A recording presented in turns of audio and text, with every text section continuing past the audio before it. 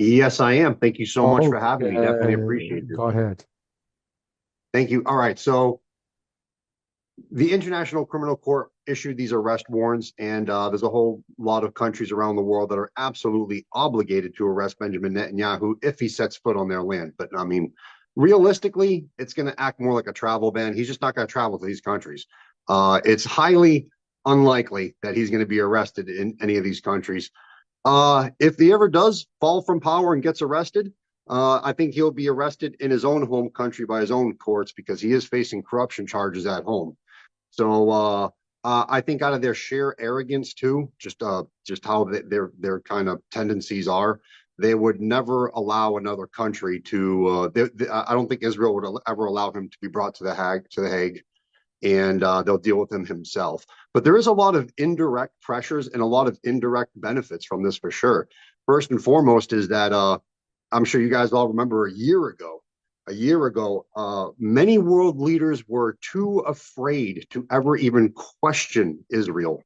They were too afraid to even bring any of this up. It was like a big taboo. So things like this not only helps break down the taboo even more, but it makes it part of the average everyday dialogue. It's now part of everyday discussion. Hey, this man's a war criminal, and look what he's doing. Why is he getting away with it? So it has a lot of indirect benefits too, a lot of indirect benefits. And remember, everybody, that Israel, like its existence, its survival depends on foreign help. They cannot survive on their own. They need military assistance from foreign countries. They need financial assistance from foreign countries. They need political backup from other countries. So now all these other countries, most of them are democracies. And look at how much France is flip flopping. So you have these leaders uh, have to also answer to their own voters. And like, yeah, why are you sending military help to a war criminal? I mean, so I think it does have a lot of influence, and it does. There's a lot of countries that slowed down the shipment. I mean, they didn't stop it completely, but like, let me take Canada for example. They slowed down some of the weapon shipments to Israel, which I was kind of shocked at. Even though it's only a little bit, it's still significant. I mean, before it was unquestionable to slow the stuff down. So I mean, I think it does have a lot of influence. It weakens uh, the strings of Israel's own survival. Israel depends on these countries, and now there's a lot of pressure in these countries to justify why they're sending help and aid to Israel and not trying to help the people in Palestine at all. The military assistance and everything. I mean, so I think it does change. I think it does change things for the better, and as far as which way the pressure goes.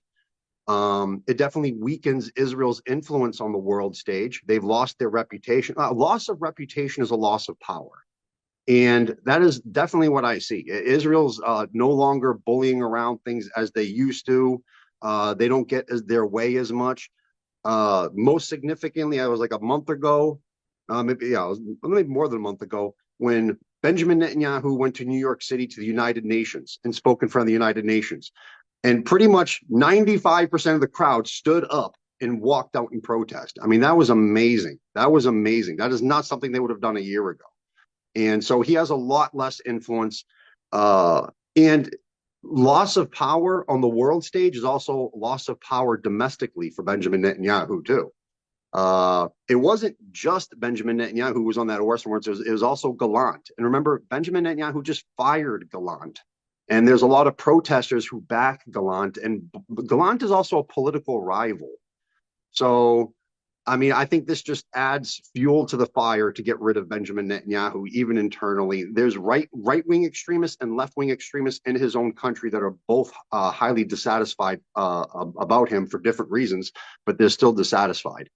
So, I mean, I think that this is absolutely great. I think it adds significantly to the pressure against Benjamin Netanyahu.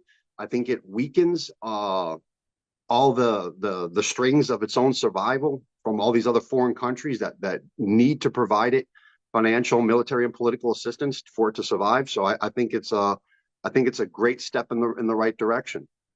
And definitely thank you. Appreciate you for having me up here.